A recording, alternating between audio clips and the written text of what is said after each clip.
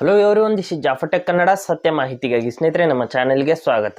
ಸ್ನೇಹಿತರೆ, ಇವತ್ತು ನಾವು ಇನ್ಸ್ಟಾಗ್ರಾಮ್ ಅಕೌಂಟನ್ನು ಡಿಆಕ್ಟಿವೇಟ್ ಮಾಡೋದು ಹೇಗೆ ಮತ್ತು ಮಾಡಿದರೆ ಏನೇನಾಗುತ್ತೆ ಅನ್ನೋದನ್ನು ನಾವು ಇವತ್ತು ಚರ್ಚೆ ಮಾಡೋಣ.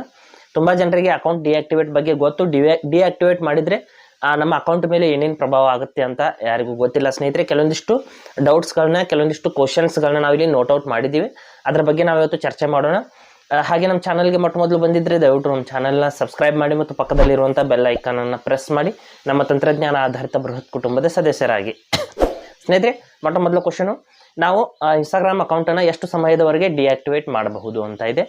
ನಾವು ಇನ್ಸ್ಟಾಗ್ರಾಮ್ ಅಕೌಂಟನ್ನು ಎಷ್ಟು 6 ತಿಂಗಳು ಅಥವಾ 1 ವರ್ಷದವರೆಗೆ ಅಥವಾ ಎಷ್ಟೇ ಸಮಯದವರೆಗೆ ನಾವು ಡಿಆಕ್ಟಿವೇಟ್ ಮಾಡಿ ಇಡಬಹುದು. ನೀವು ಇಷ್ಟೇ ಸಮಯದವರೆಗೆ ಡಿಆಕ್ಟಿವೇಟ್ ಮಾಡಬಹುದು ಅಂತ ಇನ್ಸ್ಟಾಗ್ರಾಮ್ನಲ್ಲಿ ಎಲ್ಲೂ ಕೂಡ ಮೆನ್ಷನ್ ಮಾಡಿಲ್ಲ ಸ್ನೇಹಿತರೆ. ಅದಕ್ಕಾಗಿ ಇದ್ರ ಬಗ್ಗೆ ಯಾವುದೇ ರೀತಿಯಲ್ಲಿ ನೀವು ಯಾವಾಗ ನಿಮ್ಮ ಎಲ್ಲಿವರೆಗೆ ಬೇಕಾದರೂ ನೀವು ಡಿಆಕ್ಟಿವೇಟ್ ಮಾಡ್ಬೋದು. ನಂತರದಲ್ಲಿ ಮರಳಿ ರಿಯಾಕ್ಟಿವೇಟ್ ಮಾಡಿದರೆ ನಿಮ್ಮ ಅಕೌಂಟ್ ಅನ್ನೋದು ಯಾವ ರೀತಿ ಇರುತ್ತೆ ಅದೇ ರೀತಿ ವಾಪಸ್ ಬರುತ್ತೆ. ಇಲ್ಲಿ ಎರಡನೇ ಕ್ವಶನ್ ಏನಿದೆ ಅಂದರೆ ಸ್ನೇಹಿತರೆ, ಇಲ್ಲಿ ನಾವು ಡಿಆಕ್ಟಿವೇಟ್ ಮಾಡಿದ ನಂತರ ಬೇರೆಯವರು ನಮಗೆ ಮೆಸೇಜ್ ಮಾಡಬಹುದಾ ಅಂತ ಇದೆ. ನಾವು ಡಿಆಕ್ಟಿವೇಟ್ ಮಾಡಿದ ನಂತರದಲ್ಲಿ ನಮಗೆ ಯಾರೂ ಕೂಡ ಮೆಸೇಜ್ ಮಾಡೋದಕ್ಕೆ ಬರೋದಿಲ್ಲ. ಯಾಕೆಂದರೆ ಅಕೌಂಟ್ ಒಂದು ರೀತಿಯಲ್ಲಿ ಡಿಲೀಟ್ ಆಗಿರುತ್ತೆ, ಟೆಂಪರರಿ ಡಿಲೀಟ್ ಆಗಿರುತ್ತೆ ಸ್ನೇಹಿತರೆ. ಮೂರನೇ ಕ್ವಶನು, ನಾವು ಅಪ್ಲೋಡ್ ಮಾಡಿರುವಂಥ ಕಂಟೆಂಟ್ ಅನ್ನೋದು ಹೈಡ್ ಆಗುತ್ತಾ ಅಂತ ಇದೆ. ನಾವು ಅಪ್ಲೋಡ್ ಮಾಡಿರುವಂಥ ಪ್ರತಿಯೊಂದು ಪೋಸ್ಟು, ಪ್ರತಿಯೊಂದು ರೀಲ್ಸು, ಫೋಟೋಸು ಏನೇನು ಅಪ್ಲೋಡ್ ಮಾಡಿದ್ದೀವಿ ಎಲ್ಲವೂ ಕೂಡ ಇನ್ಸ್ಟಾಗ್ರಾಮ್ನಿಂದ ಹೈಡ್ ಆಗಿರುತ್ತೆ ಸ್ನೇಹಿತರೆ. ಒಂದು ರೀತಿಯಲ್ಲಿ ಅದು ಕೂಡ ಡಿಲೀಟ್ ಆದಂಗೆ ಟೆಂಪರರಿ ಡಿಲೀಟ್ ಆಗಿರುತ್ತೆ. ನಾವು ಮರಳಿ ರಿಯಾಕ್ಟಿವೇಟ್ ಮಾಡೋವರೆಗೂ ಕೂಡ ಅದು ಹೈಡ್ ಆಗಿರುತ್ತೆ. ನಂತರದಲ್ಲಿ ನಾಲ್ಕನೇ ಕ್ವಶನ್ ಏನಿದೆ, ಬೇರೆಯವರು ನಮಗೆ ನಮ್ಮ ಒಂದು ಇನ್ಸ್ಟಾಗ್ರಾಮ್ ಐ ಡಿ ಸರ್ಚ್ ಮಾಡಿದರೆ ಬರುತ್ತಾ ಅಂತ ಕೇಳ್ತಾ ಇದೆ. ಇಲ್ಲ, ಬರೋದಿಲ್ಲ ಸ್ನೇಹಿತರೆ. ಇನ್ಸ್ಟಾಗ್ರಾಮ್ ಸರ್ಚ್ನಿಂದನೂ ಕೂಡ ನಮ್ಮನ್ನು ರಿಮೂವ್ ಮಾಡಲಾಗಿರುತ್ತೆ. ನಮ್ಮ ಇನ್ಸ್ಟಾಗ್ರಾಮ್ ಐ ಡಿನ ತೊಗೊಂಡು ಬೇರೆಯವರು ಸರ್ಚ್ನಲ್ಲಿ ಹುಡುಕಿದ್ರೆ ನಮ್ಮ ಇನ್ಸ್ಟಾಗ್ರಾಮ್ ಐ ಡಿ ಅನ್ನೋದು ಸಿಗೋದಿಲ್ಲ. ಅದು ಕೂಡ ಒಂದು ರೀತಿಯಲ್ಲಿ ನಮ್ಮ ಅಕೌಂಟ್ ಟೋಟಲಿ ಡಿಲೀಟ್ ಆದಂಗೆ. ನಂತರದಲ್ಲಿ ಇಲ್ಲಿ ಈಸ್ ಎನಿ ಫಾಲೋವರ್ಸ್ ಡಿಕ್ರೀಸ್, ನಮ್ಮ ಒಂದು ಯಾವುದಾದ್ರೂ ನಾವು ತುಂಬ ದಿನಗಳವರೆಗೆ ನಾವು ಡಿಆಕ್ಟಿವೇಟ್ ಮಾಡಿಟ್ರೆ ನಮ್ಮ ಫಾಲೋವರ್ಸ್ ಅನ್ನೋದು ಕಡಿಮೆ ಆಗುತ್ತಾ ಅಂತ ಕೇಳ್ತಾ ಇದೆ. ನಮ್ಮ ಫಾಲೋವರ್ಸ್ನಲ್ಲಿ ಯಾವುದೇ ರೀತಿಯಲ್ಲಿ ಕಡಿಮೆ ಆಗೋದಿಲ್ಲ, ಎಲ್ಲ ಸೇಮ್ ಟು ಸೇಮ್ ಇರುತ್ತೆ. ಕೆಲವೊಂದಿಷ್ಟು ಬೆರಳಿಕೆಯಷ್ಟು ಫಾಲೋವರ್ಸಲ್ಲಿ ಸ್ವಲ್ಪ ಡಿಕ್ರೀಸ್ ಆಗಬಹುದು. ಯಾಕೆಂದರೆ ಕೆಲವೊಂದಿಷ್ಟು ಕಾಲಕ್ಕೆ ಇನ್ಸ್ಟಾಗ್ರಾಮ್ ಏನು ಮಾಡುತ್ತೆ ಅಂದರೆ ಡೆಡ್ ಆಗಿರುವಂಥ ಅಕೌಂಟ್ಗಳನ್ನ ರಿಮೂವ್ ಮಾಡುತ್ತೆ. ಕೆಲವು ಜನ ಫಾಲೋ ಮಾಡಿರ್ತಾರೆ, ಮಾಡಿಬಿಟ್ಟು ತಮ್ಮ ಅಕೌಂಟನ್ನು ಚೇಂಜ್ ಮಾಡ್ಕೊಂಡಿರ್ತಾರೆ. ಚೇಂಜ್ ಮಾಡಿದ ನಂತರದಲ್ಲಿ ಆ ಅಕೌಂಟ್ ಕೆಲವು ದಿನಗಳ ನಂತರದಲ್ಲಿ ಡೆಡ್ ಆಗುತ್ತೆ. ಡೆಡ್ ಆದ ನಂತರದಲ್ಲಿ ಕೆಲವು ಕಾಲಕ್ಕೆ ಅದು ಡೆಡ್ ಆದಂಥ ಅಕೌಂಟ್ಗಳನ್ನ ರಿಮೂವ್ ಮಾಡ್ತಾ ಇರುತ್ತೆ. ಅದಕ್ಕಾಗಿ ಸ್ವಲ್ಪ ಕೆಲವೊಂದಿಷ್ಟು ಅದರಲ್ಲಿ ಫಾಲೋವರ್ಸ್ಗಳು ಕಡಿಮೆ ಆಗಿರ್ತಾರೆ, ಮತ್ತೇನು ಜಾಸ್ತಿ ಕಡಿಮೆ ಆಗೋದಿಲ್ಲ ಸ್ನೇಹಿತರೆ.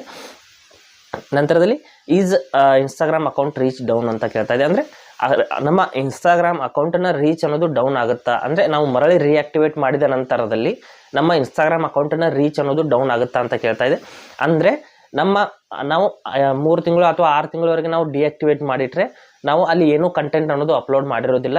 ಅದಕ್ಕಾಗಿ ನಾವು ಮರಳಿ ರಿಯಾಕ್ಟಿವೇಟ್ ಮಾಡಿದ ತಕ್ಷಣದಲ್ಲಿ ನಮ್ಮ ರೀಚ್ ಅನ್ನೋದು ತುಂಬಾ ಡೌನ್ ಆಗಿರುತ್ತೆ.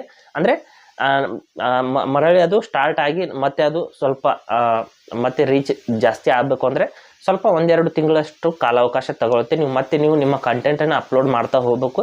ಹೋದ ನಂತರದಲ್ಲಿ ಮರಳಿ ಅದು 1-2-3 ತಿಂಗಳವರೆಗೆ ಅದು ರೀಚ್ ಡೌನ್ ಇರುತ್ತೆ. ಯಾಕೆಂದರೆ ಮತ್ತೆ 0ದಿಂದ ಸ್ಟಾರ್ಟ್ ಆಗಿರುತ್ತೆ ಸ್ನೇಹಿತರೆ. ನಿಮ್ಮ ಫಾಲೋವರ್ಸ್ ಎಲ್ಲ ಏನು ಮಾಡಿರ್ತಾರೆ, ನಿಮ್ಮನ್ನು ಒಂದು ರೀತಿಯಲ್ಲಿ ನಿಮ್ಮ ಕಂಟೆಂಟನ್ನು ಮರ್ತಿರ್ತಾರೆ. ಅದಕ್ಕಾಗಿ ಮರಳಿ ಆ ಒಂದು ರೀಚನ್ನ ತಗೋಬೇಕು ಅಂದರೆ 2-3 ತಿಂಗಳ ಒಂದು ಕಾಲಾವಕಾಶನ ಅದು ತಗೊಳುತ್ತೆ. ಇಷ್ಟು ನೀವು ಅಂದರೆ ಟೋಟಲ್ ಆಗಿ ಏನಿದೆ ಅಂದರೆ ಇನ್ಸ್ಟಾಗ್ರಾಮ್ನಲ್ಲಿ ನೀವು ಅಕೌಂಟನ್ನು ಡಿಆಕ್ಟಿವೇಟ್ ಮಾಡಿದರೆ ನೀವು ಮರಳಿ ರಿಆಕ್ಟಿವೇಟ್ ಮಾಡೋವರೆಗೂ ಕೂಡ ನಿಮ್ಮ ಒಂದು ನಿಮ್ಮ ಅಕೌಂಟ್ ಅನ್ನೋದು ಹೈಡ್ ಆಗಿರುತ್ತೆ. ಅಂದರೆ ಸಂಪೂರ್ಣವಾಗಿ ಟೆಂಪರರಿ ಡಿಲೀಟ್ ಆಗಿರುತ್ತೆ. ಅದಕ್ಕಾಗಿ ನೀವು ಡಿಆಕ್ಟಿವೇಟ್ ಮಾಡೋದಕ್ಕಿಂತ ಮುಂಚೆ ಈ ಎಲ್ಲ ವಿಷಯಗಳನ್ನ ತಿಳ್ಕೊಂಡು ಡಿಆಕ್ಟಿವೇಟ್ ಮಾಡಬೇಕಾಗುತ್ತೆ. ಈಗ ನಾವು ಡಿಆಕ್ಟಿವೇಟ್ ಮಾಡೋದು ಹೇಗೆ ಅಂತ ಇಲ್ಲಿ ಪ್ರೊಸೆಸ್ನ ಹೇಳ್ತೀನಿ ನೋಡಿ. ಇನ್ಸ್ಟಾಗ್ರಾಮ್ ಅಕೌಂಟನ್ನು ಆ್ಯಪ್ನ ಓಪನ್ ಮಾಡ್ಕೊಳ್ಳಿ. ನಂತರದಲ್ಲಿ ಇಲ್ಲಿ ಪ್ರೊಫೈಲ್ ಫೋಟೋ ಮೇಲೆ ಕ್ಲಿಕ್ ಮಾಡ್ಕೊಳ್ಳಿ. ಪ್ರೊಫೈಲ್ ಫೋಟೋ ಮೇಲೆ ಕ್ಲಿಕ್ ಮಾಡಿದ ನಂತರದಲ್ಲಿ ಇಲ್ಲಿ ಮೇಲ್ಗಡೆ 3 ಲೈನ್ಸ್ ಮೇಲೆ ಕ್ಲಿಕ್ ಮಾಡ್ಕೊಳ್ಳಿ. 3 ಗೆರೆಗಳಿರುತ್ತೆ, ಅದರ ಮೇಲೆ ಕ್ಲಿಕ್ ಮಾಡಿಬಿಟ್ಟು ಕ್ಲಿಕ್ ಮಾಡಿದ ನಂತರದಲ್ಲಿ ಇಲ್ಲಿ ಅಕೌಂಟ್ ಸೆಂಟರ್ ಅಂತ ಒಂದು ಆಪ್ಷನ್ ಇದೆ, ಅದರ ಮೇಲೆ ಕ್ಲಿಕ್ ಮಾಡ್ಕೊಳ್ಳಿ. ನಂತರದಲ್ಲಿ ಇಲ್ಲಿ ಸ್ವಲ್ಪ ಕೆಳಗಡೆ ಬಂದು ಪ್ರೊಫೈಲ್ ಡೀಟೇಲ್ಸ್ ಮೇಲೆ ಕ್ಲಿಕ್ ಮಾಡ್ಕೊಳ್ಳಿ. ಪ್ರೊಫೈಲ್ ಡೀಟೇಲ್ಸ್ ಮೇಲೆ ಕ್ಲಿಕ್ ಮಾಡಿದ ನಂತರದಲ್ಲಿ ಇಲ್ಲಿ ನೋಡ್ಬೋದು ಅಕೌಂಟ್ ಓನರ್ಶಿಪ್ ಆ್ಯಂಡ್ ಕಂಟ್ರೋಲ್ ಅಂತ ಒಂದು ಆಪ್ಷನ್ ಇದೆ, ಅದರ ಮೇಲೆ ನೀವು ಕ್ಲಿಕ್ ಮಾಡ್ಕೊಳ್ಳಿ. ನಂತರದಲ್ಲಿ ಡಿಆಕ್ಟಿವೇಟ್ ಆರ್ ಡಿಲೀಟೇಷನ್ ಅಂತ ಒಂದು ಇಲ್ಲಿ ಕೆಳಗಡೆ ಆಪ್ಷನ್ ನೋಡೋದಕ್ಕೆ ಸಿಗುತ್ತೆ, ಅದರ ಮೇಲೆ ನೀವು ಕ್ಲಿಕ್ ಮಾಡ್ಕೊಳ್ಳಿ. ಕ್ಲಿಕ್ ಮಾಡಿದ ನಂತರದಲ್ಲಿ ಯಾವ ಅಕೌಂಟ್ ಅನ್ನೋದನ್ನು ಚೂಸ್ ಮಾಡಿ.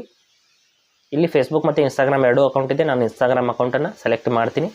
ನಂತರದಲ್ಲಿ ಇಲ್ಲಿ ಮೇಲ್ಗಡೆ ನೋಡ್ಬೋದು ಡಿಆಕ್ಟಿವೇಟ್ ಆಪ್ಷನ್ ಆಲ್ರೆಡಿ ಸೆಲೆಕ್ಟ್ ಆಗಿರುವಂಥದ್ದು. ನಂತರದಲ್ಲಿ ನಾನು ಕಂಟಿನ್ಯೂ ಅಂತ ಕ್ಲಿಕ್ ಮಾಡ್ತೀನಿ. ಕೆಳಗಡೆ ಡಿಲೀಟ್ ಅಕೌಂಟ್ ಅಂತ ಇದೆ, ನೀವು ಅದನ್ನು ಯಾವುದೇ ಕಾರಣಕ್ಕೂ ಸೆಲೆಕ್ಟ್ ಮಾಡಬಾರ್ದು. ನಂತರದಲ್ಲಿ ಇಲ್ಲಿ ಪಾಸ್ವರ್ಡನ್ನು ಹಾಕಿಬಿಟ್ಟು ನೀವು ಕಂಟಿನ್ಯೂ ಅಂತ ಕ್ಲಿಕ್ ಮಾಡಿದರೆ ನಿಮ್ಮ ಅಕೌಂಟ್ ಅನ್ನೋದು ಸಂಪೂರ್ಣವಾಗಿ ಡಿಆಕ್ಟಿವೇಟ್ ಆಗುತ್ತೆ. ಸದ್ಯಕ್ಕೆ ನಾನು ಅಕೌಂಟನ್ನು ಡಿಆಕ್ಟಿವೇಟ್ ಮಾಡ್ತಾ ಇಲ್ಲ. ಇಷ್ಟು ಪ್ರೋಸೆಸ್ನ ನಾನು ನಿಮಗೆ ಹೇಳಿದ್ದೀನಿ.